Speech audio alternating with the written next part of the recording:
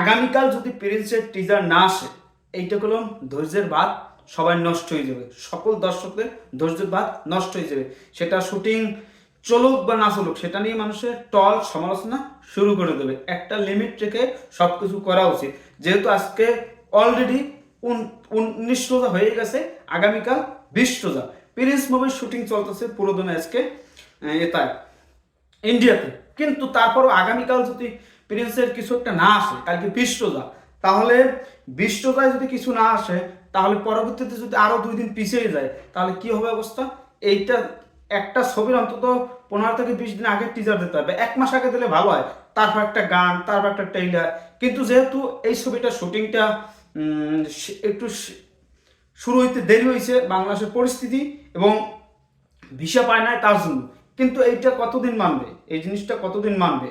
এটা হচ্ছে যে আমি একজন ভক্ত হিসেবে, এই কথা যদি আমি বলি ভক্ত হিসেবে, কিন্তু একজন আপনাদের সামনে প্রেজেন্টেশন হিসেবে, কন্টেন্ট ক্রিয়েটার হিসেবে এই কথাটা আমি এরকমভাবে বলবো না। কন্টেন্ট হিসেবে যদি বলি, তাহলে বলবো যে দেখেন ভাই, একটা ভালো কিছু পেতে গেলে তাহলে আপনার সময় দিতে হবে। এটা একটা কন্টেন্ট ক্রিয়েটারের কথা। আর একজন ভক্ত হিসেবে সেটা হচ্ছে যে একটা লিমিট আছে, একটা কিছু দেওয়া উচিত। সেটা একটা ক্যারেক্টার পোস্টারও যদি দেয়, সেটা হলো একদম ঠান্ডা করার মতন অবস্থা থাকে। কিন্তু ক্যারেক্টার পোস্টারও দিতে আসে না। তারা কি দেখছে না না কি করে তারা নিজেরাও জানে না। শুটিং চলতেছে, এখন দেখা যাক কিসের শুটিং চলে, সেটা গানের না কিসের, সেটা আপনারা জানবেন, সবকিছু বুঝতে পারবেন। কিন্তু এখন মানুষের মাথায় একটাই আতঙ্ক, ভয়ে কাজ করে যে একটা ছবির হাইপ, মানে একটা টিকটকারও চাই যে একটা গান আসুক, সেই গানটা দেখে আমরা রিলস বানাবো, আর শাকিব খানের কাছে কিভাবে পৌঁছাবো রিলসের আকারে। সেই রিলস করে যদি শাকিব খানের কাছে চোখে পড়ি, তাহলে আমরাও একদিন কাজ পেতে পারি তার ছবিতে।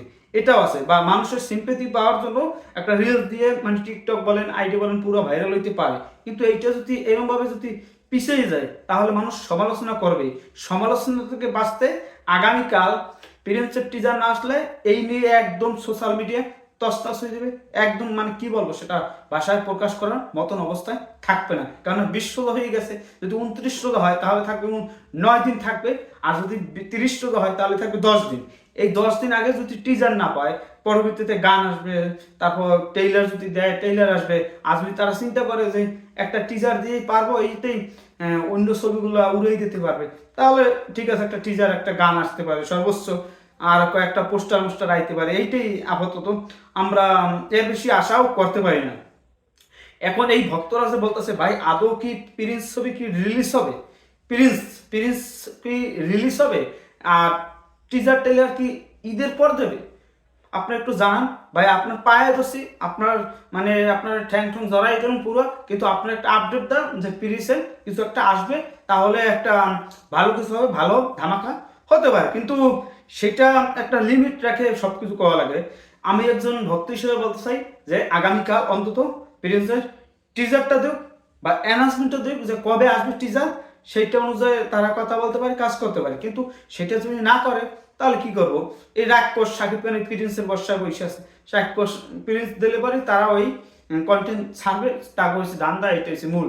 যাই হোক, তারপর আপনাদের কাছে কি মনে হয় যে মেগাস্টার শাকিব খানের প্রিন্সের টিজার কি আগামীকাল আসবে, না ধৈর্যের বাঁধ নষ্ট হয়ে যাবে, সমালোচনা ঝড় উঠবে? আগামীকাল টিজার যদি না দেয়, তাহলে সেও থাকেন এই প্রযোজনা প্রতিষ্ঠান যতই কাজ করতে পারে না, বা একটু দেরিতে শুটিং শুরু করছে, এটা মানবে না। এটা মানার কোনো লাইন নেই, কেননা এটা ধৈর্য থাকার কোনো সিস্টেম নেই। তারপর বলবো, আবার বলতে চাই, একটু ধৈর্য রাখেন। কালকে সর্বোচ্চ কাল বাদে 5 দিনের ভিতরে যদি না আসে, তখন আপনারা পুরো একদম সোশ্যাল মিডিয়া খেয়ে দেবেন, তছনছ করে উড়াই দেবেন। কি বলবেন সেটা আপনারা মনে চায়, সেটা আপনারা করতে পারেন।